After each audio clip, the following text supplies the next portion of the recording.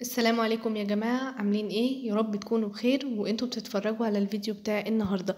في حلقة النهاردة هشارك معاكم طريقتي في المذاكرة، وكمان هشارك معاكم كل أسرار الأوائل في المذاكرة وازاي هما بيقدروا يتفوقوا ويجيبوا درجات عالية وما يغلطوش يعني في أغلب الأسئلة أو ما يغلطوش عموما. كل ده إن شاء الله في فيديو النهاردة. طبعا كل النصايح اللي هقدمها لكم في فيديو النهاردة دي بناء على تجربتي الشخصية، والحمد لله يعني انا بجيب درجات كويسة ودايما بمشي على الطريقة دي ما غيرتهاش. كنت جربت يا جماعة طرق كتيرة جدا في المذاكرة، والطريقة دي هي احسن طريقة للمذاكرة، حرفيا هتغير مستواكم الدراسي 180 درجة. فركزوا كويس في الفيديو ده وما تسرعوش اي جزء فيه، اسمعوا كله للاخر لانكم بجد هتستفادوا جدا، وهتسمعوا كلام مش هتلاقوه عند اي حد تاني. حرفيا خلاصة المذاكرة، يعني اي حد مش عارف يذاكر ازاي او يبدأ منين او يجيب درجات كويسة، الفيديو ده هيكون الجايد بتاعكم عشان تجيبوا الدرجات اللي انتوا عايزينها. فمش هطول عليكم اكتر من كده، ودلوقتي يلا نبدأ يا جماعة بقى بأول ستيب وأهم ستيب في كل الخطوات دي، وهي اللي احنا نسمع الدرس. طبعا لو انتوا بتاخدوا درس اوريدي مع مستر هتنزلوا السنتر بتاعكم وتاخدوه وتركزوا جدا في الشرح وفي الحصة اللي هو يعني هو بيشرحها. وفي بقى ملحوظة مهمة جدا أنا عايزة أقولها لكم، لو انتوا بتروحوا مثلا دروس، مثلا انتوا استنوا اما المستر يخلص شرح خالص واكتبوا، اعملوا كده نوت اكتبوا فيها كل الأسئلة في اللي جت في دماغكم وهو بيشرح. بعد ما يخلص شرح خالص شوفوا الأسئلة اللي انتوا كاتبينها في النوت دي، لو جاوب عنها خلال الحصة اعملوا عليها صح. لو لسه ما جاوبش عليها روحوا انتوا اسألوه وهو هيجاوب، يعني هيجاوب عليكم. لانكم لو انتوا سألتوه كل شوية وقطعتوه وهو بيشرح، اولا بعد كده مش هيحب الوجود بتاعكم قوي، ومش هيزهق يعني من كتر ما انتوا بتسألوا اسئلة. انما بالطريقة دي هيعرف ان انتوا منظمين، وانتوا اصلا هتستفادوا احسن لانكم مش هتبقوا قطعتوا المعلومات، تدفق المعلومات اللي جايلكم بان انتوا بتسألوا. لا، انتوا اكتبوا الاسئلة في نوت وبعد كده اسألوها للمستر بتاعكم. انما لو انتوا بقى زي كده بتاخدوا اونلاين او بتسمعوا على يوتيوب، فخلاص اسمعوا شغلوا المحاضرة بتاعتكم على اللاب، على التابلت، على الموبايل بتاعكم، على اي جهاز اسمعوها.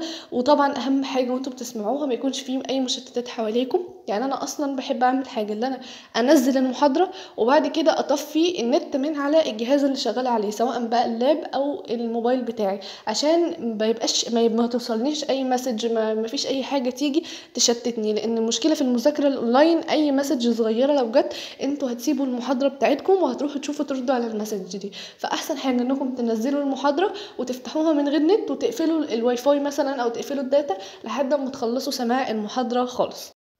حاجة كمان مهمة يا جماعة، سواء انتوا كنتوا بتاخدوا دروس اونلاين او بتنزلوا سنتر، هي انكم تخلوا ورقة كده جنبكم تكتبوا فيها اهم النوتس اللي المستر بيقولها لكم. يعني مثلا لو قال لكم المعلومة دي مهمة او ركزوا على الجزئية دي، اكتبوا في الورقة ان المستر قال لنا نركز على الحتة دي.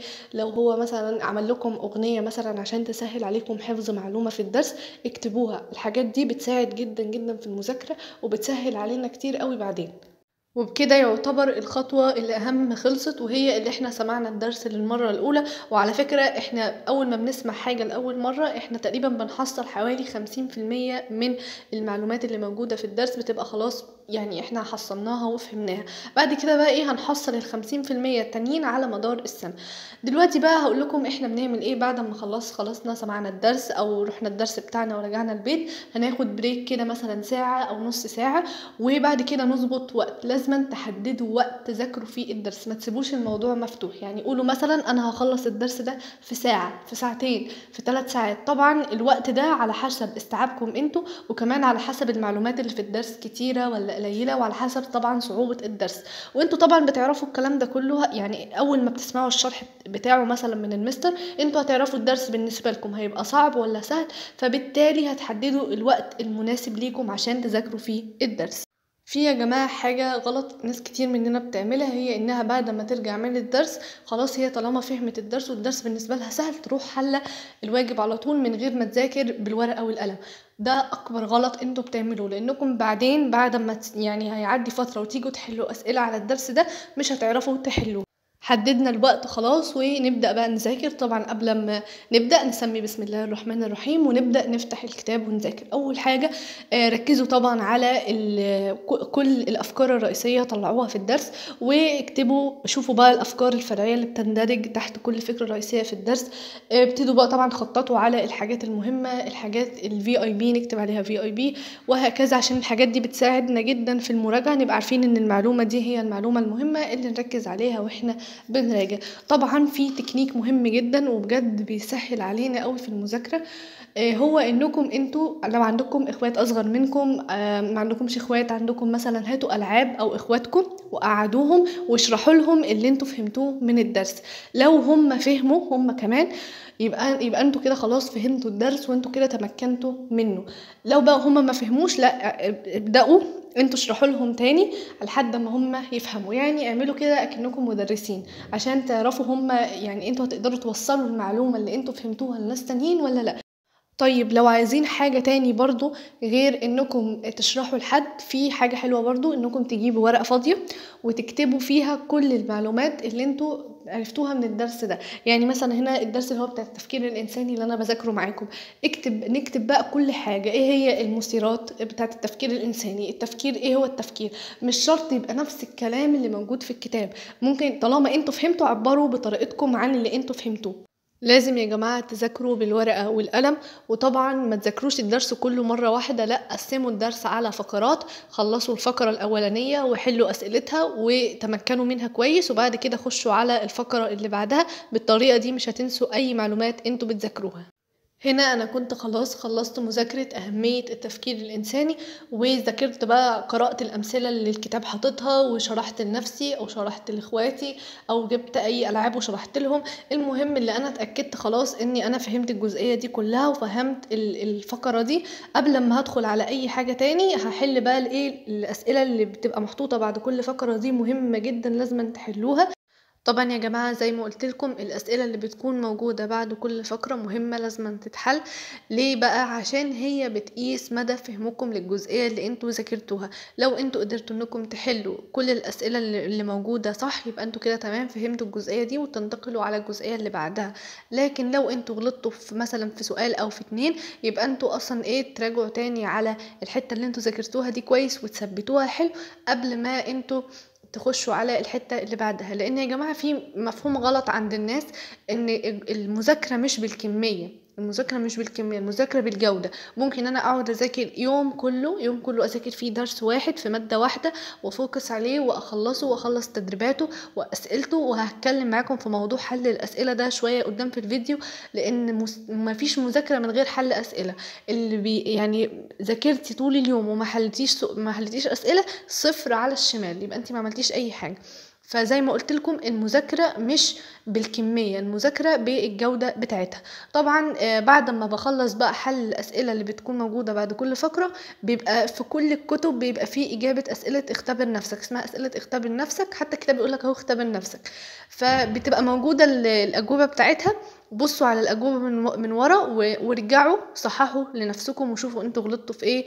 ولو غلطتوا في حاجة زي ما قلت لكم راجعوا عليها تاني قبل ما تخشوا على الجزئية اللي بعدها. لان انتوا لو تمكنتوا منكم تذاكروا درس واحد خلال اليوم كله بس كويس وثبتوه حلو ومتمكنين منه وعارفين كل المعلومات اللي فيه، احسن منكم تذاكروا 3 دروس بس انتوا ما حصلتوش حتى 50% في كل واحد فيهم. وطبعا هنا انا صححت لنفسي واديت لنفسي ستار عشان انا الحمد لله شطورة وحليت كل الاسئلة صح. طبعا زي ما انا قلت لكم في اول الفيديو خالص لازم تظبطوا تايمر وانتوا او يبقى في وقت جنبكم عشان تعرفوا ما تسرحوش وانتوا بتذاكروا كده، تبقى انتم محددين وقت عشان تخلصوا التاسك بتاعتكم. وعلى فكرة امشوا بنظام الوقت ده في كل حاجة في حياتكم مش في المذاكرة بس، يعني حددوا وقت معين عشان تنجزوا كل هدف في حياتكم، ما تسيبوش الدنيا مفتوحة كده. لان الوقت طبعا الوقت قيم جدا يا جماعة، الوقت ده اغلى حاجة في حياتنا، لو راح مستحيل يرجع تاني، ولازما بجد نقدر قيمة الوقت. ما علينا دلوقتي بموضوع الوقت ده، نرجع للموضوع بتاعنا تاني وهو طريقتي في المذاكرة وأسرار الأوائل في المذاكرة وإزاي الأوائل بيذاكروا. طبعا الأوائل بيذاكروا زي ما أنا قلت لكم كده في الأول، بس كل الناس يا جماعة اللي بتطلع في الترتيب دايما ودايما متفوقين عندهم سر، وهو انهم بيحلوا اسئلة كتير جدا اكتر من ان هم بيركزوا على ان هم يقرأوا المعلومات ويذاكروها. اسألوهم، يعني لو انتوا مش مصدقين اسألوا زمايلكم اللي معاكم في المدرسة، صحابكم اللي دايما بيطلعوا في الترتيب، واسألوهم هل انتوا بتذاكروا اكتر تقعدوا تقرأوا المعلومات اللي في الدرس كتير، ولا بتقرأوا مثلا تذاكروا الدرس مرة وتركزوا اكتر انكم تحلوا اسئلة كتير قوي واسئلة متفوقين واسئلة مستويات عليا. هيقولوا لكم لا احنا بنهتم اكتر بالاسئلة، لان يا جماعة الاسئلة دي هي اللي هتجيلك في الامتحان. هو مش هيقول لنا في الامتحان تعالى سمع المعلومات وتعالى سمع الدرس، هو مستحيل يعمل كده. هو هيجيب لنا سؤال موجود قبل كده، موجود في الدرس، سؤال بطريقة مباشرة أو بطريقة غير مباشرة، بس هو سؤال بيختبر فهمك للمعلومات اللي في الدرس. فإحنا نذاكر الدرس وفهمنا المعلومات اللي فيه، نفضل بقى إيه نختبر فهمنا على المعلومات اللي في الدرس باللي إحنا نحل أسئلة كتير جدا. وعلى فكرة حلنا للأسئلة الكتير ده بيدربنا على الامتحان. اللي بيبقى بيحل أسئلة كتير بيبقى أول ما يجي الامتحان بيبقى مرتاح، بيلاقي مثلا 80% من الأسئلة اللي هو كان الموجودة في الامتحان هو حللها قبل كده، جاية بالنص زي ما هي، أو ممكن يغير فيها كلمة أو كلمتين أو نفس الفكرة. وممكن مثلا 10% أو 20% تبقى أسئلة مختلفة. بس هو مستحيل حد يخترع أسئلة، انتوا فاهمين؟ أنا بتكلم مثلا على تالتة ثانوي أو على مرحلة ثانوي عموما، بتبقى الأسئلة مثلا بتبقى إيه خارج الصندوق كده شوية، أو أسئلة صعبة مستويات عليا، والناس تقول لك لا الأسئلة دي احنا ما خدناش قبل كده. بس هي الأسئلة بتكون لفة بس مش أكتر، هي المعلومة وهو بيلف لك حواليها. بس هو كده كده مفتاح الحل بيكون في المعلومة اللي موجودة عندك في الدرس اللي انت دارسها وحلل عليها قبل كده. فلو انتوا بتحلوا من أول السنة أسئلة كتير، صدقوني أول ما يجي وقت الامتحانات هترتاحوا جدا. فالمهم انا زي ما انا قلت لكم هنا، انا بقى قعدت كده احل شويه اسئله بتاعه الدرس. بعد ما خلصت مذاكره وتمام بنحل بقى الاسئله زي ما اتفقنا. لو في سؤال انتوا مش فاهمينه علموا عليه، وبعد ما تخلصوا حل الاسئله خالص هنبص كده كده ورا في اللي هي الاجابات بتاعه الاسئله، شوفوا الاجابه بتاعته. لو ما فهمتوش هي جت منين حاولوا تسالوا فيها المستر بتاعكم او تسالوا فيها المدرس بتاعكم في المدرسه لو مش بتاخدوا درس. المهم انكم تعرفوا الاجابه دي جت منين. الأهم إنكم تعرفوا الإجابة اللي انتوا حلتوها صح ولا غلط، تكونوا انتوا فاهمين الإجابة دي جت منين، مش إن انتوا بس حالين كده وخلاص وجت معاكم بالحظ. لا، لازم تكونوا عارفين الإجابة دي ليه هي صح أو ليه هي غلط. في حاجة كمان عايزة أقولها لكم وانتوا بتحلوا، بعد ما تخلصوا مذاكرة ما تحلوش التدريبات على طول مباشرة. ادوا لنفسكم مثلا ساعة أو 3 ساعات وبعد كده حلوا التدريبات. ليه؟ عشان ساعتها أول ما بتحلوا على طول بعد ما انتوا بتكونوا مذاكرين بتبقوا لسه المعلومات فريش وبتكونوا فاكرينها، إنما بعد كده أول ما بتسيبوا وقت هتشوفوا بقى تختبروا نفسكم هل انتوا فاكرين ولا لأ. فاهمين النقطة دي؟ طيب بعد ما خلصنا حل بقى التدريبات زي ما قلت لكم، لازم ترجعوا لإجابات أسئلة التدريبات والاختبارات بتكون موجودة من ورا أي كتاب، يعني في الآخر من أي كتاب بصوا فيها. طبعا شوفوا هنا مثلا مكتوب هنا السؤال الأول مثلا إجابته كذا، ترجعوا تاني في الأسئلة بتاعتكم وتصححوا لنفسكم. طبعا ده لو انتوا بتذاكروا زي كده مع نفسكم على يوتيوب مثلا أو بتذاكروا لوحدكم، الطريقة دي حلوة جدا عشان تتأكدوا من إجاباتكم صح ولا غلط. انتوا مثلا بصوا في الاجابات، مثلا خدوا 4 اسئله يعني اول مثلا السؤال الاول والتاني والتالت والرابع اجابتهم الف باء جيم دال. تشوفوا بقى انتوا بقى مجاوبينهم كده فعلا الف باء جيم دال ولا مجاوبين حاجه غلط. لو مجاوبين حاجه غلط حطوا جنبها علامه، وبعد ما تخلصوا تصحيح خالص اعرفوا الاجابه الصح ايه واعرفوا هي ليه صح وليه الاجابه اللي انتوا اخترتوها غلط دي طلعت غلط ليه. فهمتوني؟ يعني بالطريقة دي ان شاء الله انتوا صدقوني هتقفلوا المادة دي. انا طبعا طبقت معاكم طريقتي في المذاكرة دي على مادة الفلسفة، انتوا طبعا طبقوها على اي مادة عندكم سواء ماس ساينس فرنش انجليزي عربي. طبعا مع اختلافات بسيطة في كل مادة ان شاء الله هنبقى نتكلم فيها على مدار السنة. الفروقات اللي بتكون في مذاكرة كل مادة يا جماعة بسيطة، وهنبقى نتكلم فيها بقى ايه في الفيديوهات على مدار السنة. بس كده ده كان فيديو النهاردة، اتمنى يكون عجبكم واستفدتوا منه. الهدف من الفيديو ده يا جماعة انكم لو انتوا مش عارفين تذاكروا او مش لاقيين طريقة تذاكروا بيها ومشتتين من كتر الطرق اللي موجودة على السوشيال ميديا، لا اسمعوا وجربوا الطريقة دي بجد هتستفادوا منها جدا، وانتوا هتلاحظوا الفرق بنفسكم. مش هتحسوا انكم بتذاكروا كده وانتوا زهقانين او انتوا مضغوطين، لا هتحبوا المذاكرة وهتذاكروا بالراحة وهتجيبوا الدرجات اللي انتوا عايزينها. وطبعا لو دي اول مرة تشوفوني ياريت تعملوا سبسكرايب للقناة وتفعلوا زر الجرس علشان يوصلكم كل فيديو بنزله. عايزين يا جماعة نوصل ل3000 سبسكرايبر في اقرب وقت ممكن، وده طبعا مش هيتحقق غير بدعمكم. فاعملوا سبسكرايب للقناة دلوقتي واستنوني في فيديو جديد. باي.